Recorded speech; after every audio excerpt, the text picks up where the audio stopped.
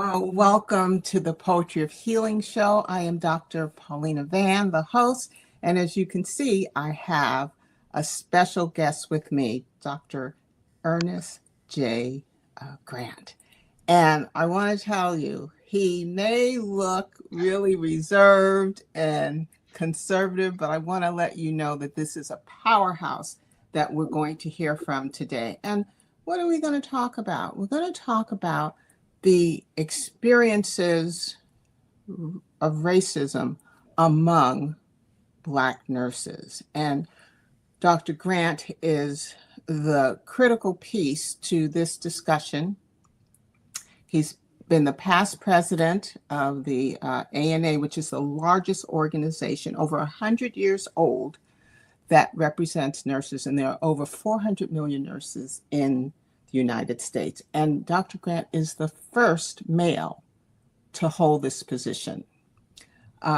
He's also been recognized as by the president as the Nurse of the Year, and Modern Healthcare has named him several times as one of the 100 most influential people in healthcare.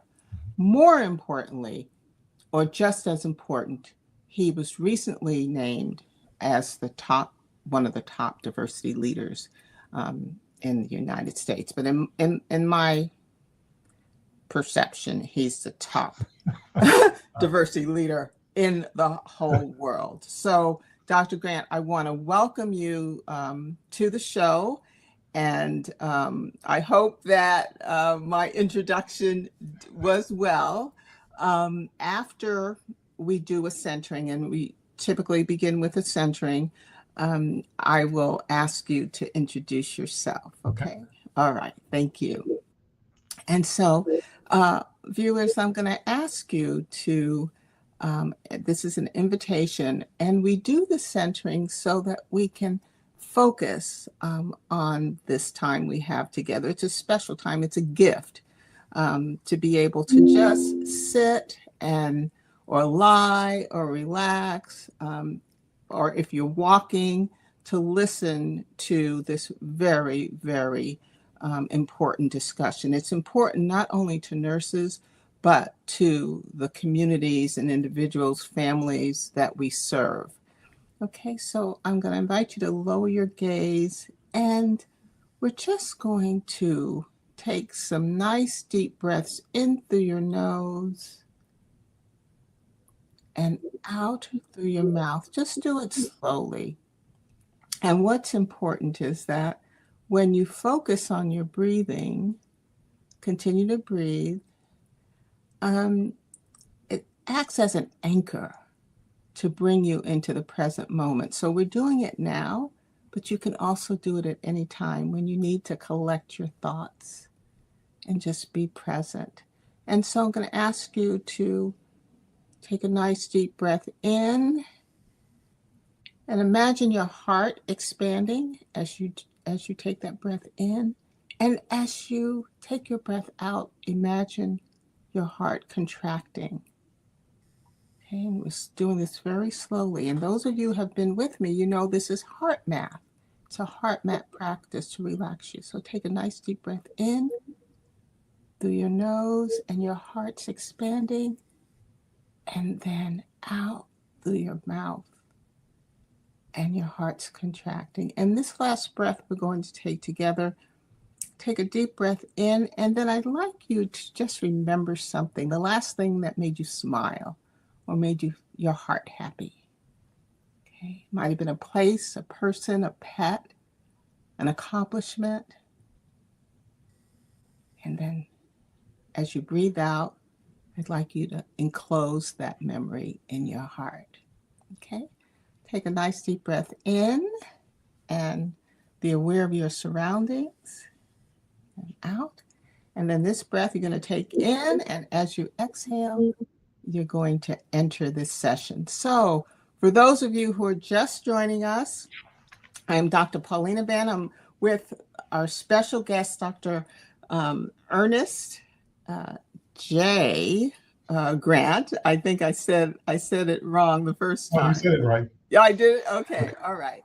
And today we're going to be talking about the experiences of Black nurses in the profession and how their experiences with marginalization, racism has really impacted and shaped their experiences.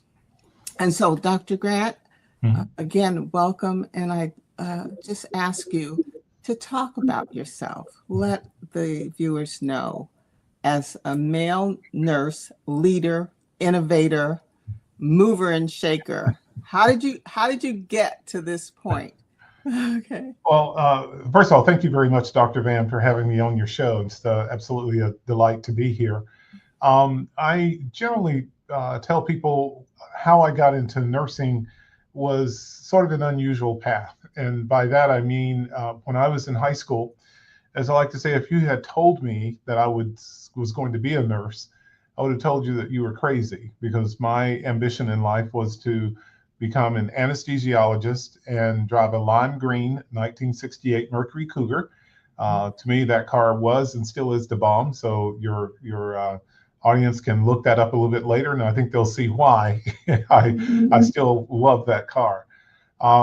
But I grew up the youngest of 7 kids, single parent. My father died when I was 5, and grew up in the mountains of North Carolina. And my high school guidance counselor suggested that instead of going to medical school, because I wanted to become an anesthesiologist, he suggested, well, how about going to nursing school, and you could become a certified registered nurse anesthetist. And at this time, this is in the mid 70s, we knew that there were very few scholarships available for medical school. Didn't matter what color your skin was at that time, but definitely even fewer scholarships that may have been available for a person of color. So as I thought about it, I figured, well, okay, I'll give it a try. And then he suggested that I go into the local community college, or back then it was called the Technical Institute, that they had a 1-year nursing program where you could become a LPN, or a licensed practical nurse. And he says, if you like that, then you could easily transition into the associate degree program, and then go on from there. What that would do is just delay your eventually becoming a CRNA by about a year if you perhaps didn't like nursing. Well, about 3 months into the LPN program, I really realized that nursing was my calling, and just totally forgot all about going to medical school and becoming a CRNA. I wanted to advocate on behalf of my patients. And also at that time, I looked around and I noticed that there weren't many people like me, an African American male who was a nurse. That was a rarity. I think back in the 70s, men who were in nursing, we probably made up about less than 3% of the nurses that were practicing at the time. Currently today, depending on who you read, we're probably about 12% of the total nursing population. But African Americans are even less than that, and particularly African American men. Actually, a group that I just founded, or helped to co-found, actually a year ago today, as well. We call it the Network of Black Male Nurse Leaders. It's a mentoring group to mentor young Black men who are interested in leadership positions within the profession. And but we discovered that the numbers are so few that they cannot be accounted for. So there's something wrong with that picture. And even as far back in the early 70s, one of the things that I did was to begin to champion getting more men and ethnic minorities into the nursing profession, because those of you who've heard me speak before have heard me say time and time again, I am a firm believer that nursing should be reflective of the people that we care for. And as the country, we're seeing the browning of America. There's no way you're going to stop that wave, but we do need to make sure that nursing is inclusive of that. So we need to seize every opportunity that we can to get more men, and particularly men of color, and more ethnic minorities to enter the nursing profession as well. Mm-hmm. Mm-hmm. So, um, before we go on, I want to ask you, did you ever get that green cougar? Nope, I have several models of it. I have everything from like a 2-inch model to Hmm. probably about an 8-inch model. But that's sort of maybe my North Star. That once I retire, I do have Uh-huh. a nephew who restores old cars, Hmm. and so I figured that's a project that he and I will be able to work on together and restore that car. And then uh, once I uh, once we get it restored, then drive it across country. Hmm. Hmm. So, Dr. Grant, I really appreciated that historical perspective and look back. It's very motivating. There are listeners now who want to become nurses and may not be able Mhm. to go uh, bachelor's or the accelerated programs. And so just starting anywhere in the profession is a start. So Yes. thank you for that. Mhm. What is one thing, because you've been on Good Morning America, you several times. Yes. But what is one thing about you that we don't know that may be motivating, surprising? Hmm. Uh-huh. Well, I could probably tell you a couple of things. One, I'm a gentle giant, even though I stand 6'6", Yes. and I realize how very imposing that can be. But I really am just a gentle giant and teddy bear at heart. Hmm. Number two, I love music. Particularly, I was actually classically trained pianist, and I do organ backup for my church. And I guess, well, let's see, I collect koala bears. So I love that, and I love to bake. So that's four things that you didn't know about me. And I would have never guessed. And Yeah. so, viewers, uh, Dr. Grant, with his very gentle giant self, is still even imposing Mhm. against on me in a wonderful way, though, Mhm. in a Yeah. wonderful way. Pre the show, I was stumbling around, and I said, "Dr. Grant, it's you." So, but I do admire and respect you greatly and all that you have done for Thank nursing and sharing your path. you. Mhm. It all makes sense. Mhm. What you're doing today all makes sense. So let's get into the experiences of Black nurses, and we're just going to talk. I have some prompts, but we can go really anywhere. So I'm going to start with, for the last 22 consecutive years, Mhm. nurses have been recognized by the Gallup poll as the most respected profession. But even given that, Mhm. Black nurses' experiences is not, their experience may not necessarily be reflective Mhm. of that respect. Matter of fact, using your words, Mhm. they've been limited in their growth Mhm. and their professional development Mhm. for many, many years. And so I just want to set the stage. And if you can, before we get into the ANA, I Mhm. just would like you to share some examples of marginalization that nurses have experienced in practice, education, policy research. One or Mhm. all would Well, be.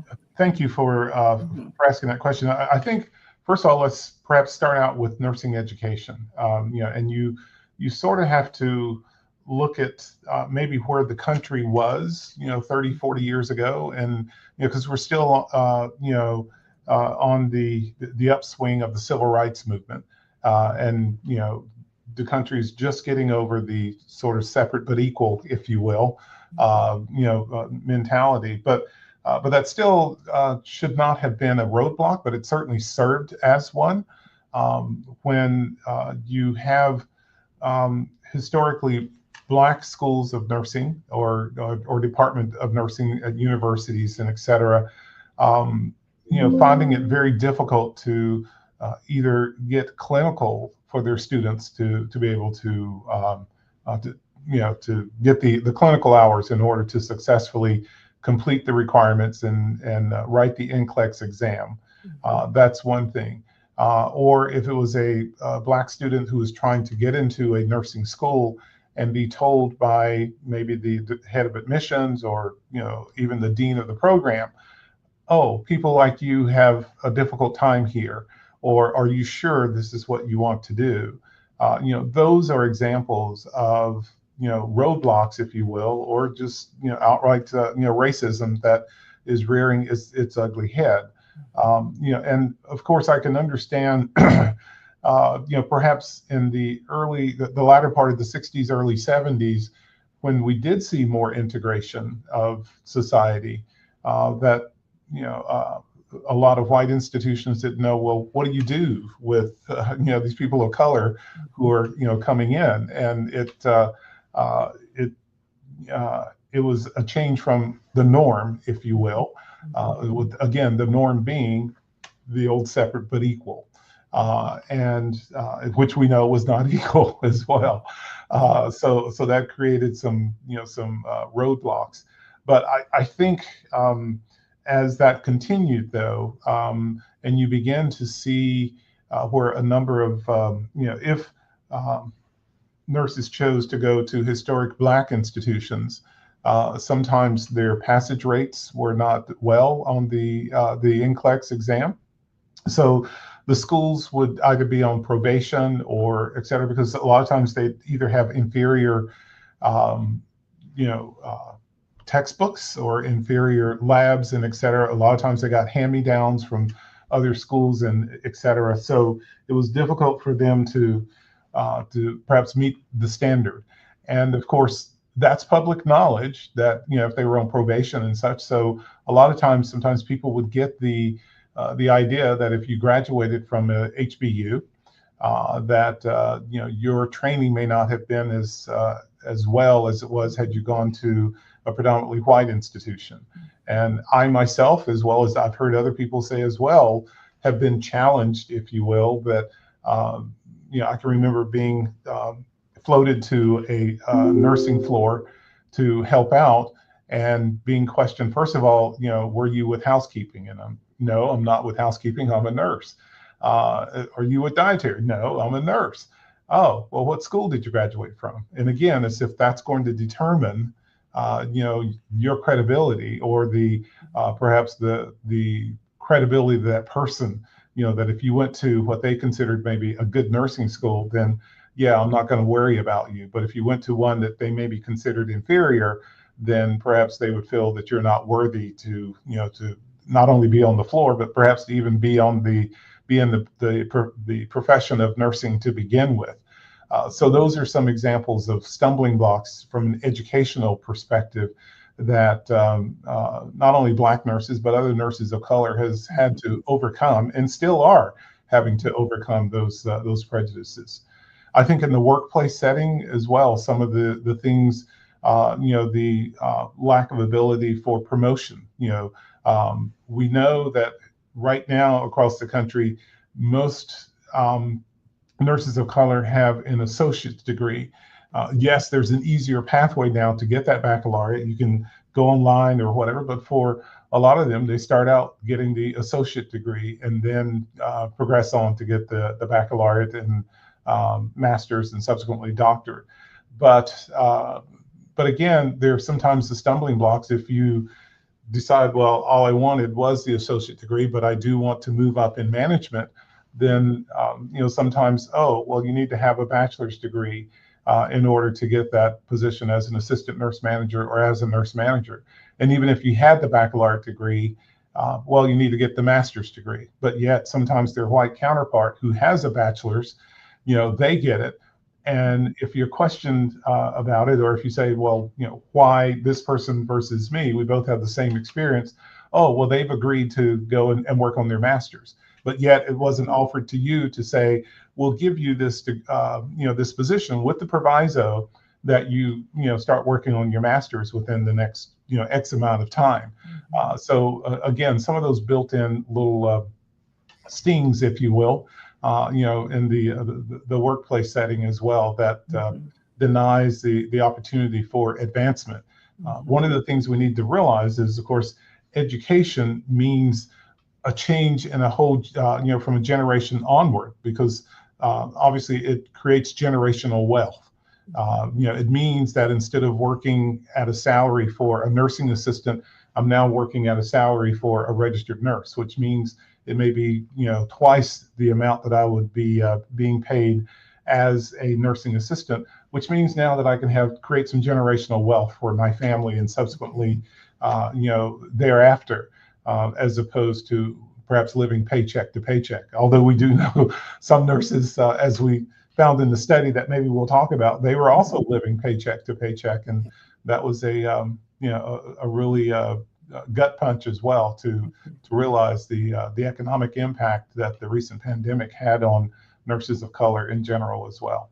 We're definitely going to jump into that, because that's kind of a pillar of a lot of the action that has gone forward. But I'd like to roll back a bit and talk about the impact in education, or the experiences in education. They're happening today. They're still happening today. And we don't have a sufficient number of faculty or advisors who look like us. And so it's still treading a fine line to have our voices heard, or simply have understood how we show up in the world and how our experiences impact our educational journey. So, absolutely, I agree with you wholeheartedly, and I think there's two ways to approach that. When I was president of the ANA, one of the things I would do when I had conversations with deans and directors of nursing programs, I would tell them that, put yourself in the place of a student, a prospective student that's coming to your, potentially coming to your school, and make that student a minority. It doesn't have to be a Black student. It could be an Asian student or a Native American student or whatever. But as they walk around the halls, do they see someone who looks like them in a faculty position or in a position of authority or administration? And chances are they do not. And so the subsequently message that you're sending them is, you're not welcome here, or if you are here, sit down, keep quiet, and and it just checks the box so that we can ensure that, when the federal government asks, well, how many minority students do you have? We can say, yes, we have, this amount, or we've checked the box. But the thing is, the federal government look at the successful graduation rate. So sometimes we set them up for failure instead of providing opportunities for, engagement that they may need, if there's, or someone that they can go to talk to when they feel, maybe I'm struggling, or I'm having difficulty with this instructor or that instructor. So I try to encourage deans and directors of nursing programs that if you should have faculty that is reflective of the students that you're trying to attract, because otherwise the message you're sending is, we don't want you here, other than to, as I said, to check the box. And again, the federal government doesn't look at your graduation rate all that much. They just want to know that, you have a mixture of, ethnic minorities within your program. So that's enough to qualify you to, still get, federal dollars like the Pell Grant and, things of that sort. But, but still, if you're truly honest and truly want to be, a very well-rounded program and embrace, the changing society, then yes, what we should be seeing is an increase in ethnic and minority nurses, as well as more men within the nursing profession. Absolutely. And who are the faces of your recruitment materials? And who are the faces on your website? Those are all indicators of, will I fit in? Am I welcomed in that environment?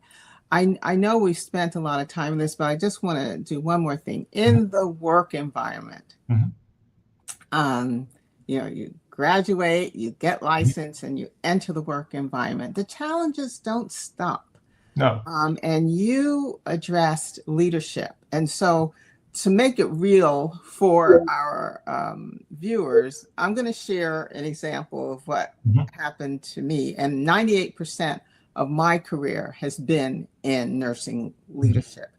But there's and I'll ask you if invite you to share one too.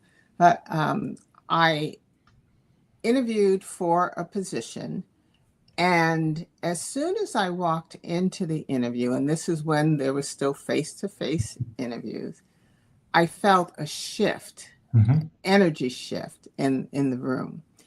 And while I was responding to questions, I could see facial expressions that really weren't encouraging. I'll put it that way.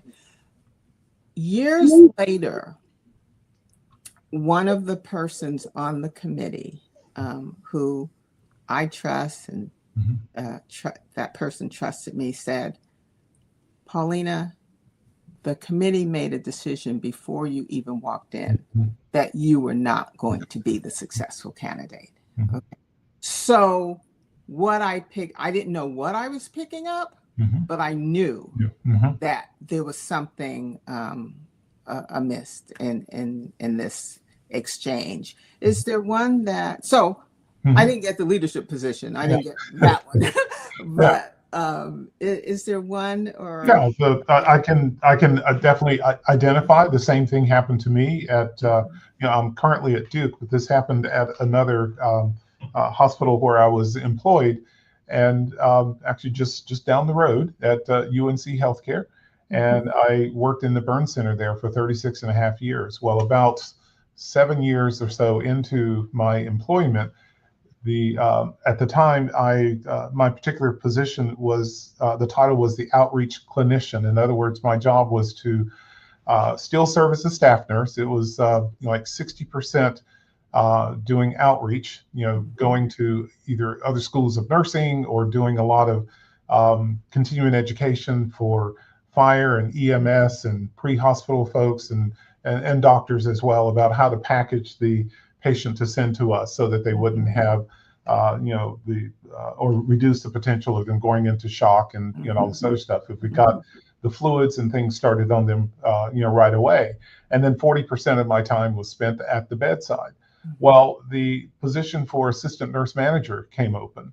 And, and I had the qualifications because at the time, the minimum qualification was a baccalaureate degree. And by that time, I was in the process of completing my master's degree.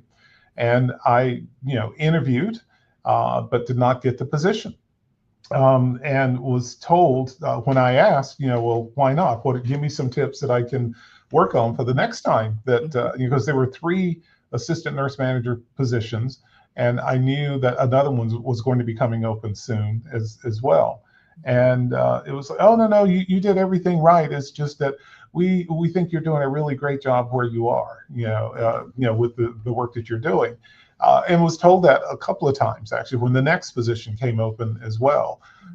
Had it not been for the fact that I really, truly loved my job, I probably would have left. But I look back on this and I think, I rely on my faith that the Lord doesn't close one door, that he opens another one. And had I remained, or had I gotten that assistant nurse manager and probably subsequent nurse manager position, I would not be the individual that I am today. I would not have gone on to become president of, the North Carolina Nurses Association, or president of ANA, or, the campaign that, they're working on as far as with the Commission to Address Racism in Nursing, and also, again, to get more men and ethnic minority nurse individuals into the nursing profession as well. So I believe that, that there was a plan for that. And even though, yes, I became nationally and internationally known for the work that I was doing with burns, which, again, shed the light on that particular institution. Who knows what may have happened had they did offer me that job, and I would have been just, secluded there and just, be known within, that particular hospital, and that's it. Maybe in the, the burn world, but not as prominent as my career was.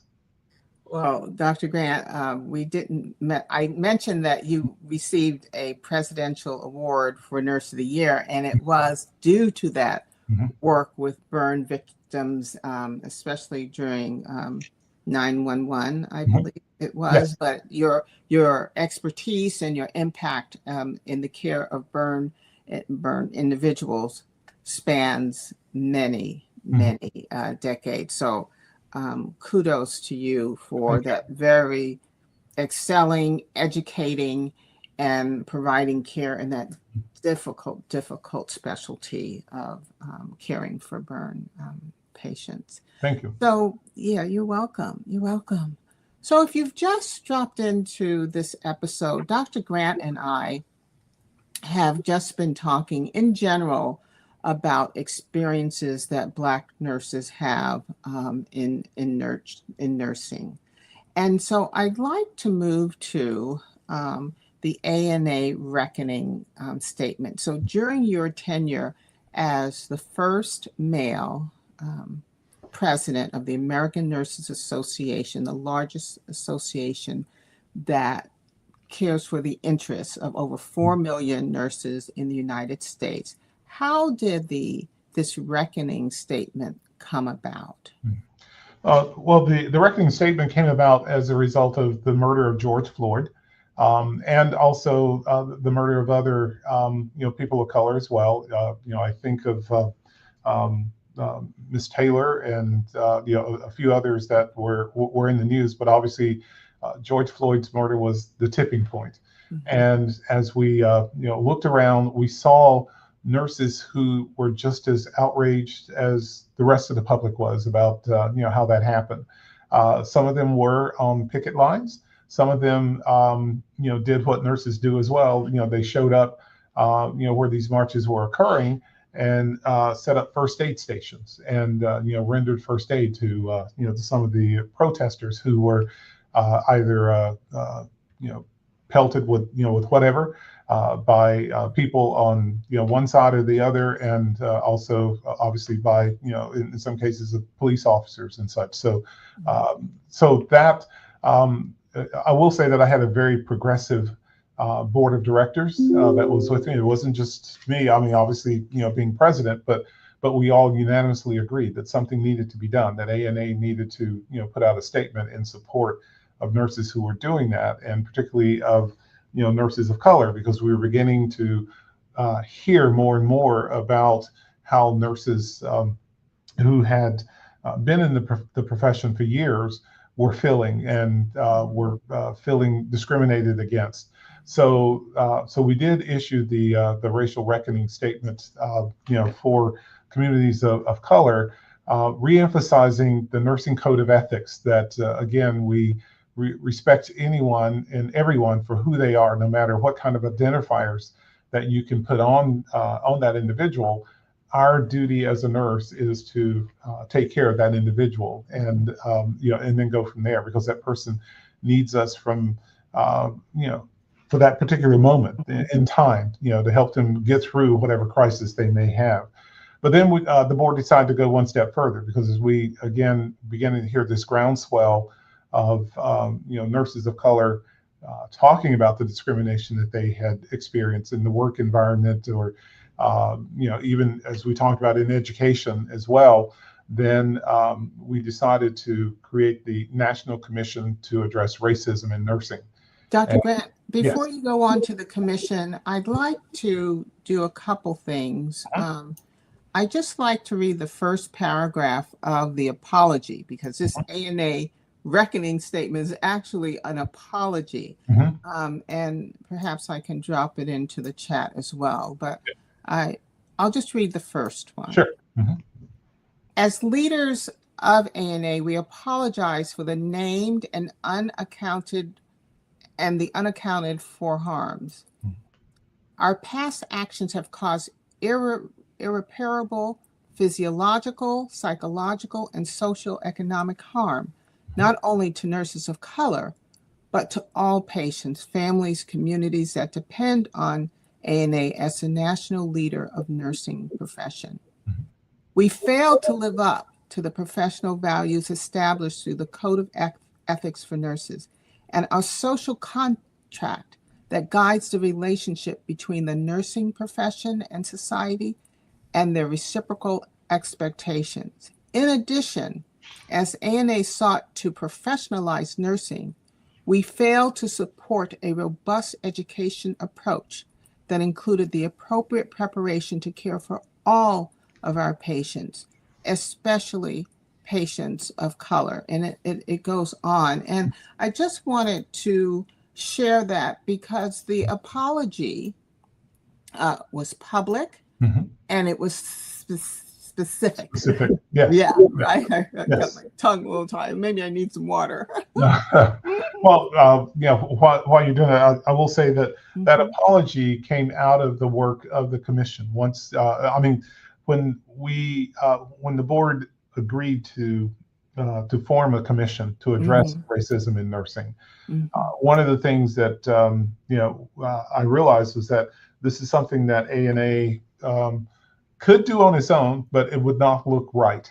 That we needed to have bring some other coalition members in, and so we decided that we would have four co-chairs.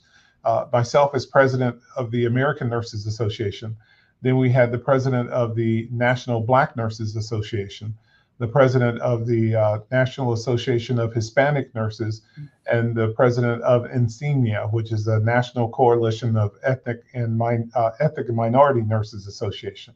Each of us would serve as equal co-chairs and would set the agenda, would only move the agenda forward if all four of us agreed as to what were going to be some of the next steps and et cetera. And then there were a total of 69 other nursing organizations which joined us.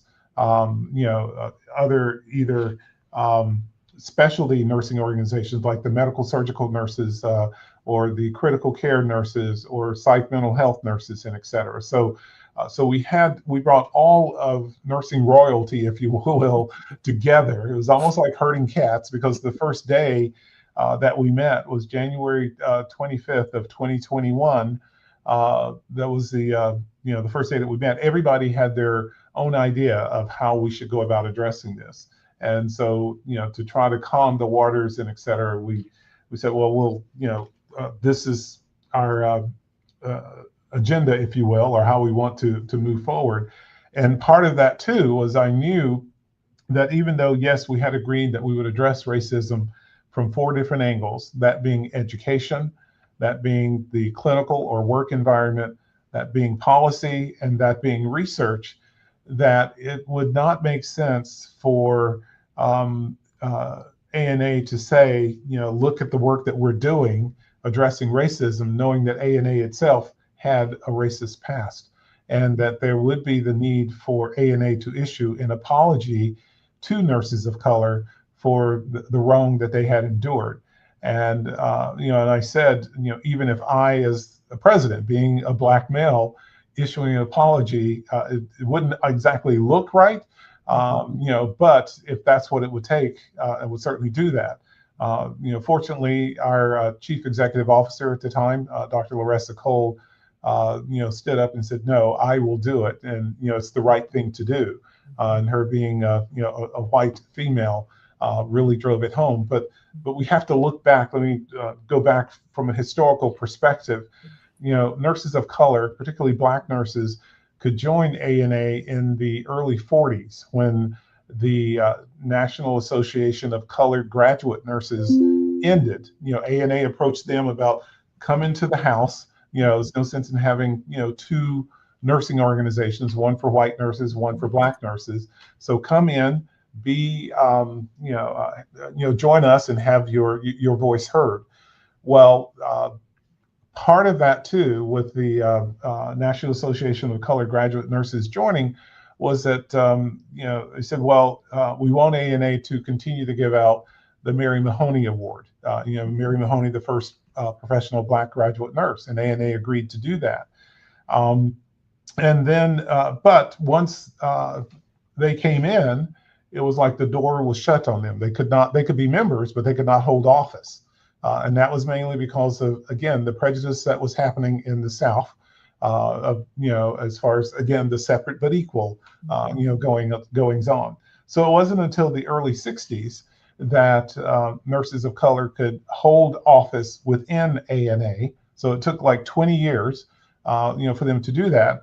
And it took another, 10 plus years before they elected the first Black president of ANA, which is Dr. Barbara Nichols, who I believe served from 1974 to 1978.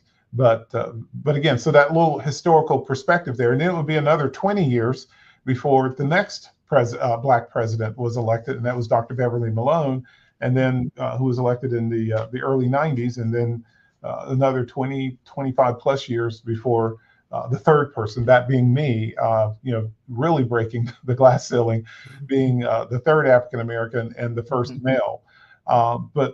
So all during that time, though, yes, ANA, a lot of minority nursing organizations spun off from ANA because they did not feel that they could have their voices heard. And the first one of those was the National Black Nurses Association.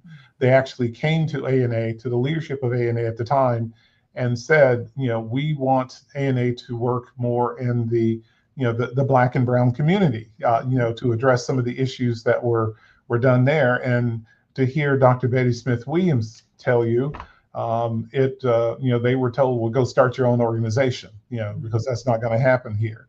And that's what they did.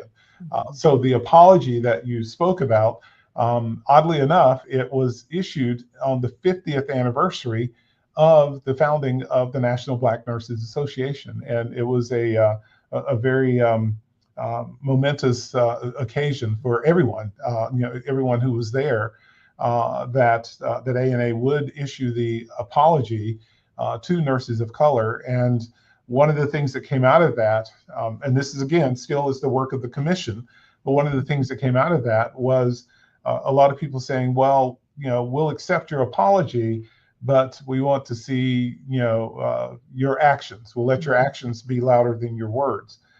My comment to that was, this isn't a journey that ANA can go on by itself. It's going to take ANA working with all the minority nursing organizations, and our path is going to be different with each minority organization, but it's something we have to go on together. So, you can't expect ANA to try to do something and then look back to you for approval.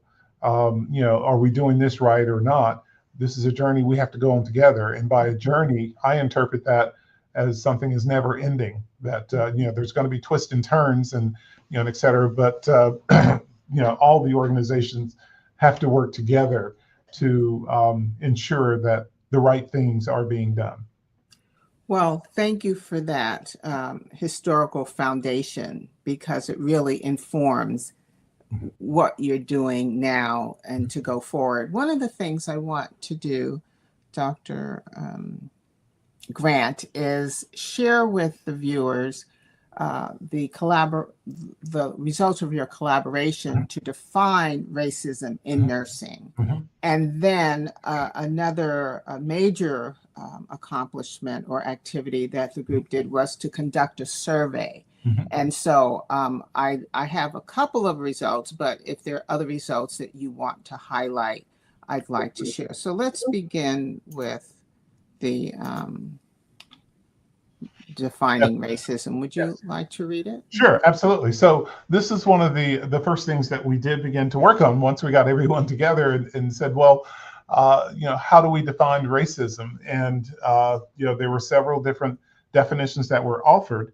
And that's when I called in my dear friend, Dr. Rumey Alexander, to come in as a consultant, because we're all over the place here, and we need to define racism from a nursing perspective. And so I credit Dr. Alexander with coming up with this definition. And once she presented it, everybody was like, yeah, that's it. That captures everything.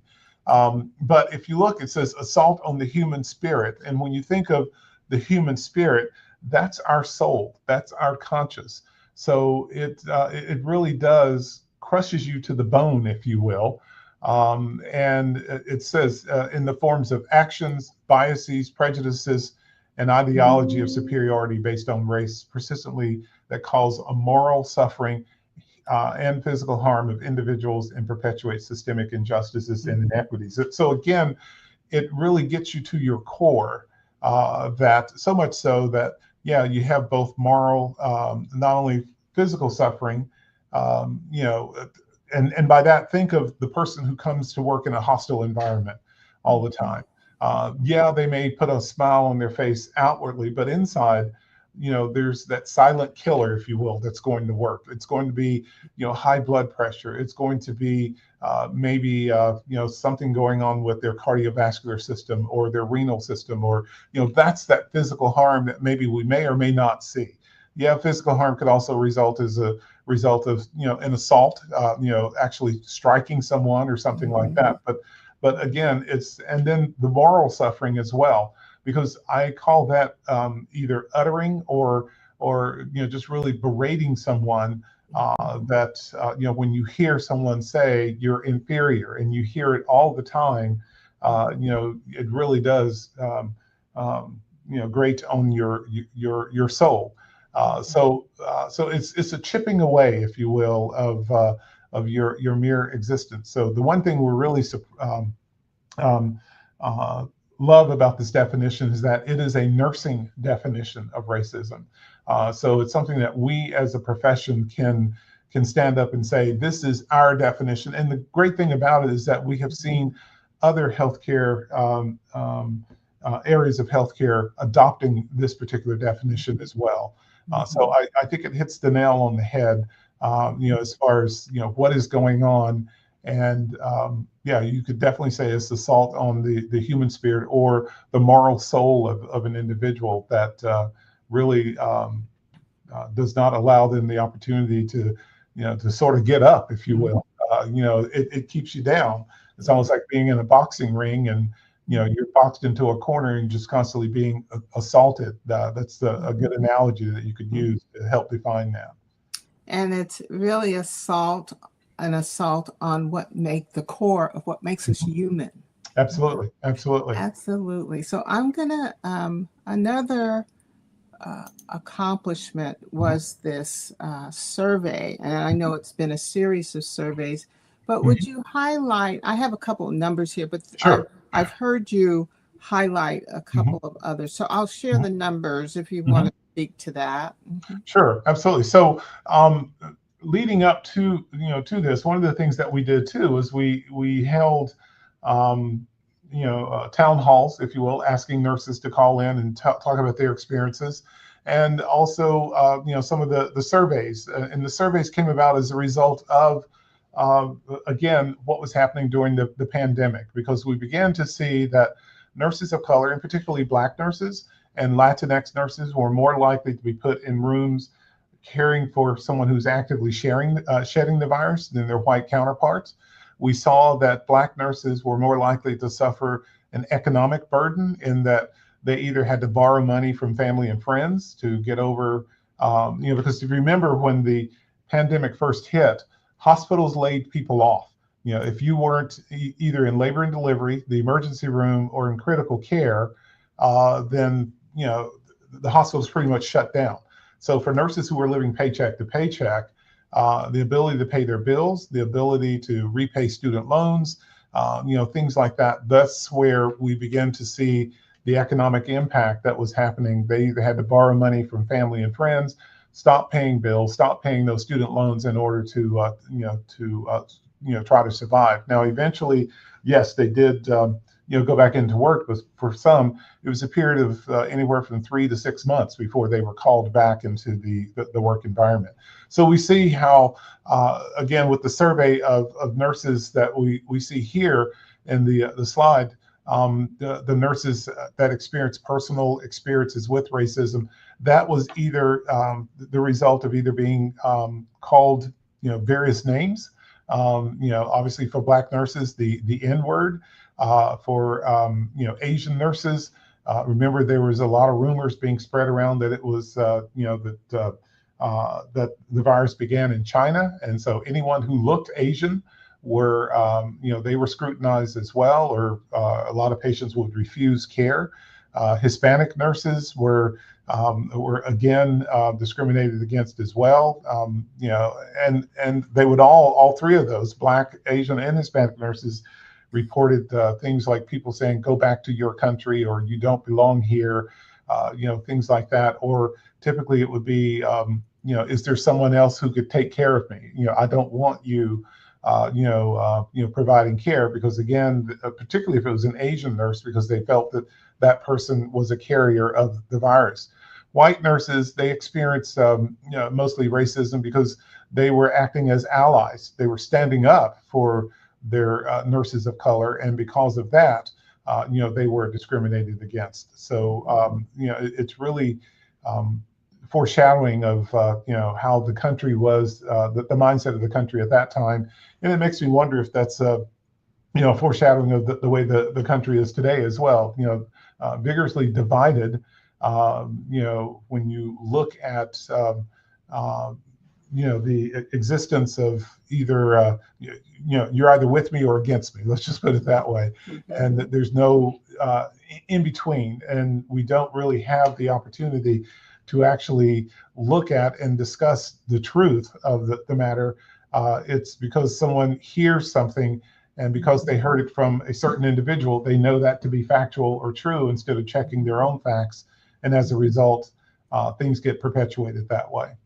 And again, Black nurses say that they experience acts from their leaders as well. Again, here that could be as a result of the example we gave, applying for promotion in a job and being told you don't have all the qualifications, when in actuality you do. But they try to think of some excuse as to why you did not get that job. Again, from patients as well, just not wanting a person of color to take care of them, or even their peers, and some of that is a result of obviously the frustration of the pandemic at the time, and et cetera. But there's no excuse for that. We're all in this together. We should be going through this. But again, as I said, if you saw that ethnic and minority nurses were more likely to be put in rooms caring for patients who were actively shedding the virus, while their white counterparts were back at the desk, or pushing paperwork, or things like that, or taking care of patients who were not infected with the virus, that makes a significant difference as well too.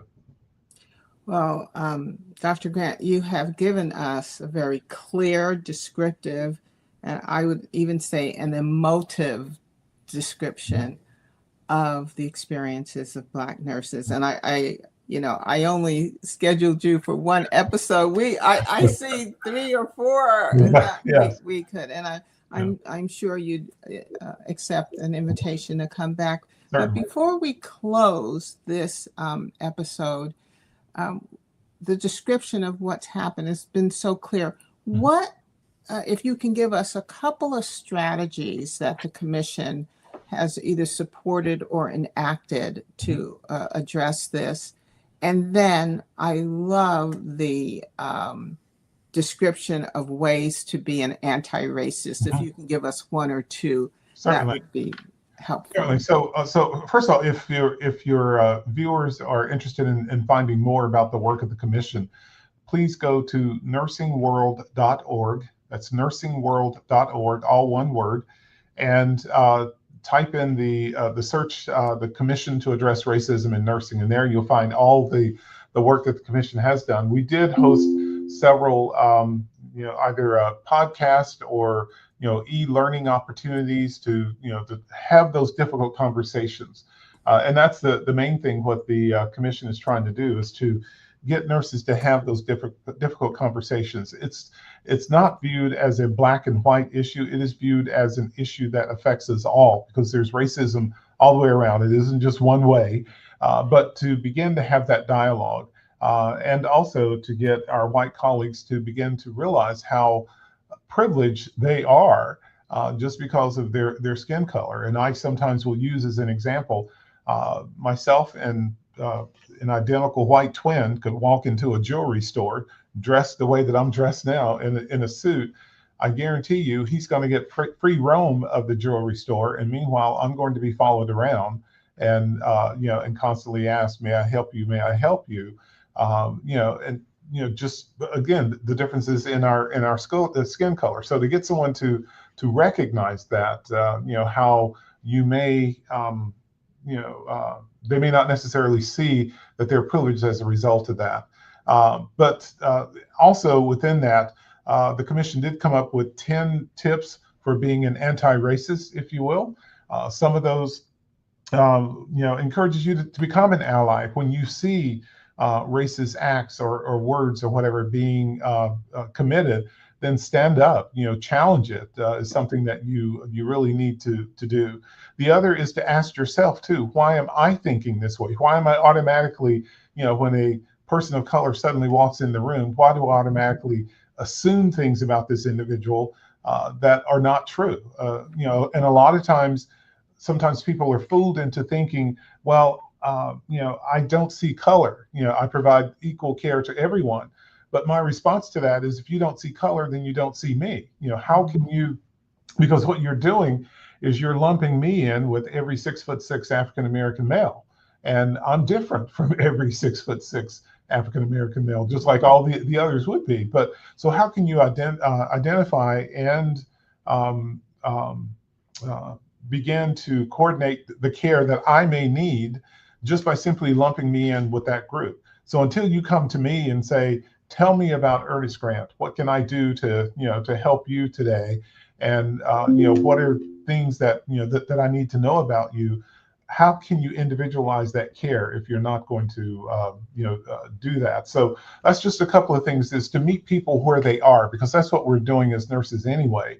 We're meeting people where they are at this particular time in their life and helping them to get over this little mini crisis, or if it means transitioning from this life to the next, we're there to help with that as well. But you do it with a personal touch. You just don't automatically lump them in just because of their ethnicity and think, oh, well, this person, because of their ethnic belief, is this way or that way. You've got to address it on a one-to-one basis. And as we close, we've really talked about a lot in this hour. I'd just like you to drop into your beautiful heart, Dr. Grant, and share anything that we didn't cover or that your heart feels needs to be said right now as we close. Oh, yeah. I think, well, a couple of things. One, I would encourage all nurses who or anyone who's listening to this conversation. I have to be a nurse. Anyone who's listening to this conversation, we want to begin to address racism, but you got to be willing to, to have that difficult conversation. Yes, it's going to be difficult at first, but you got to push through that to get to the other side before we have, someone who can be an ally, in the fight against racism. The other thing is, I would encourage those who are watching or listening to this podcast as well to ask themselves the same thing that I ask myself at the end of the day every day, and that is, did I make a difference today? I think if you consciously try to do that, you'll find that you'll have a much better day. You'll view things a little bit differently, and you'll treat your fellow man a little bit different every time as well. Yeah. Well, this has been enlightening. I've gotten to know you so much more, Dr. Grant. The viewers have gotten to know you so much more. And I just thank you for bringing the light to this often very dark, invisible situation that hundreds of thousands of nurses of all colors, maybe millions of nurses of all colors, especially Black nurses, experience. And I'd like to close this time together with just asking you to just participate with me in a closing. And again, we're going to use the breath to kind of give us some introspection and to find the strength that's within us to do this work, whether you're white, Black, brown. As Dr. Grant said, this is work that we all need to do together. So as we conclude our time today, I invite you to join us in a grounding meditation, and it's going to take about 2 minutes. And we're creating a space together where healing begins with awareness and use of the breath. So I invite you to close your eyes or lower your gaze. And if you'd like, you can put your hand over your heart. It's in your left chest area. And again, we're going to use the breath. So I'm going to ask you when you breathe in to breathe in some nurturing items. And then when you breathe out, you're breathing out things that don't serve you well. And I'll guide you, okay? And so I ask you to take a nice, slow, deep breath in. And then when you need to exhale, then you just exhale. But whenever you breathe in, I want you to draw in the strength and courage from those who have paved the way, like Dr. Grant and his commission for justice and equity in nursing. I'd like you in your next breath to breathe in the resilience of those who have stood against racism and discrimination, and filling your lungs with their persistent hope. Now we're going to focus on exhale. So we breathe in, and then when you exhale slowly, release the burdens of injustice, the weight of exclusion, and any personal experiences of racism that do not serve your spirit or your calling. You're going to exhale and let go of doubt and fear, releasing them to the leaves that can be carried away by a gentle stream, knowing they are part of what shape us, but do not define our future. And as you just allow yourself to breathe in whatever rhythm your body wants to, I'd like you to just bring in with your breath a nurturing light to every corner of your being, each breath casting away shadows of the past. And let's envision the nursing field as a place of diverse voices and shared goals where every nurse can thrive. Imagine it as a healing space that values all contributions equally, and see yourself actively shaping this reality with your actions and your voice. With one more deep breath in, summon the courage and conviction that healing change is possible and within your reach. And I'd like you to hold your breath a little bit, feeling that power. And lastly, we're going to affirm the following. I am a force of healing. I possess all I need to transform this world. And so as we end this session, again, my heartfelt thanks and gratitude to you, Dr. Grant. And I know that we'll have another conversation again. Thank you very much for the invitation. And congratulations to you on your anniversary of your show. Yes, this is the 3rd anniversary of the show. So yes, thank you. And it's guests like you that keep it going and bring these healing messages to our viewers. So have a good day, Dr. Grant. Thank you. Bye-bye. Bye. So viewers, I just thank you for being with us today to just have the experience and taking this journey of how Black nurses navigate this world, all the while keeping focus on what our purpose is, and that's to care for our patients and care for our community who need us the most. So I ask you to join me every first and third Sunday right here on blackdoctor.org. And until I see you again, I wish you love and light.